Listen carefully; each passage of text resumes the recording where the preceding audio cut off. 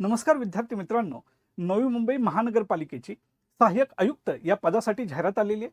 19 फेब्रुवारीपर्यंत फॉर्म भरायचे आहेत. या परीक्षेमध्ये 100 प्रश्नांपैकी 60 प्रश्न हे टेक्निकल स्वरूपाचे आहेत, ज्यामध्ये कायदे यांवर प्रश्न विचारले जातात. त्यातला एक महत्त्वाचा कायदा आहे RTI, म्हणजेच माहितीचा अधिकार कायदा 2005. आता यावर कसे प्रश्न विचारले जातील आणि आपण कशा पद्धतीने अभ्यास केला पाहिजे समजून घेऊ. प्रश्न आहे, माहितीचा अधिकाराच्या अनुषंगाने योग्य जुळवा.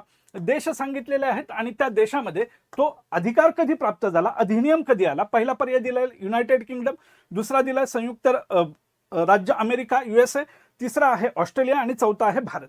आता समजून घेऊयात की युनायटेड किंगडम मध्ये हा कायदा संमत झाला होता 1985 मध्ये, अमेरिकेमध्ये हा झालेला 1946 मध्ये, ऑस्ट्रेलियामध्ये झालेला 1982 मध्ये आणि भारतामध्ये हा कायदा संमत झालेला आहे 2005 मध्ये. भारतीय नागरिकांना सरकारकडून माहिती मिळवण्याचा अधिकार आता मिळालेला आहे. प्रगल्भ लोकशाहीचं हे लक्षण आहे.